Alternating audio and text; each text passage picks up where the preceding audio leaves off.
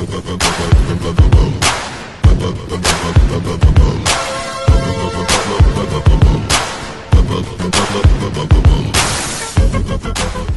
not messing with you now. It wasn't though, was it? This was a genuine question. Who was it from?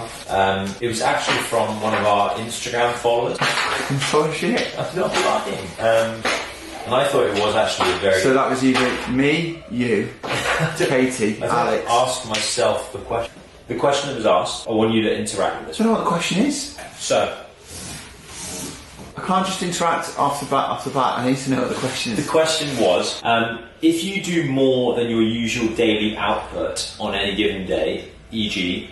you went for a long hike, you did an extra class, how would you adjust your food intake for the day? It's a generic question, that is. It's fair, yeah, but I think... You're not going to answer that. You're not going to get an answer in 2 minutes. No, but I'm going to give a broad overview of the topic being discussed. Okay. Okay. How am I supposed to get integrated in that? I don't know. You chuck in your thoughts. So that's the question, right?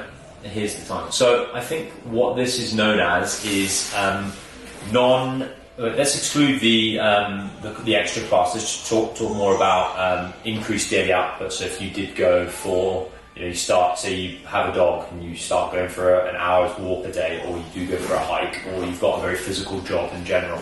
I think of people like Reese, who's lugging steel around all day, or if you have some sort of very physically demanding job.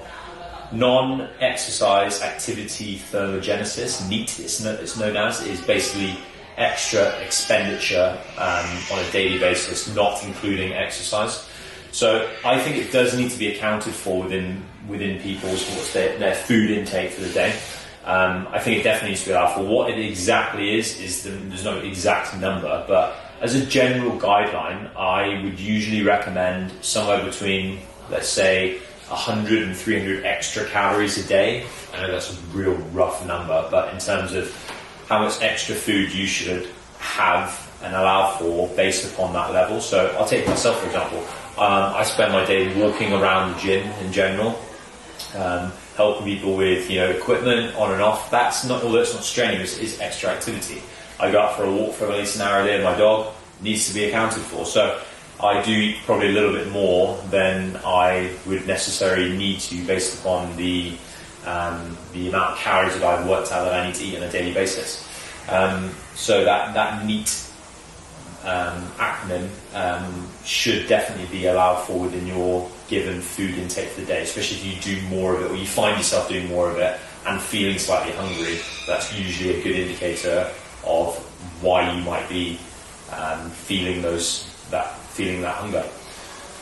Anything you want to add, Adam? I'm going to wait till that buzz is finished. Okay. I don't want to continue. So how do you take that into account then? So if you're I've been for a long walk. Yeah. I know what I should do. I eat a tub of Ben and Jerry's. I didn't say that. No, but what are you saying then? How do you say? Oh, I've done a walk. I should eat what? How do you put a figure on it? Like I said, the figure's not going to be exact for any given person. I think you need to almost like auto-regulate your hunger signals. How are you feeling? I think this particular question, the person that's come from, they do train fairly intensely, and they found themselves going on a 60 to 90 minute hike after they've done their training session later in the day, although it's fairly easy. Was it Bear Grylls? Was Bear Grylls following us? Fairly easy hike. It's still extra energy expenditure that needs to be accounted for, especially if you start doing it 2 or 3 times a week. I've often spoken to people in this gym who have very physically demanding jobs, people who are like builders, opticians.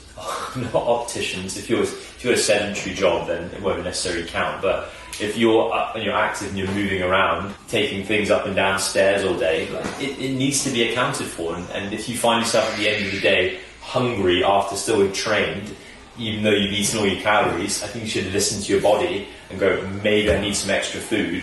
Ben and Jerry's. Not necessarily that, to make sure that I'm adequately fueled going into the next day, especially if this is something which you regularly do as part of your day. So it's that NEAT that needs to be accounted for. So hopefully that answers the question.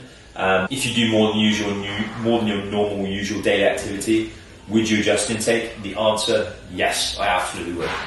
Nice one, Bear Grylls.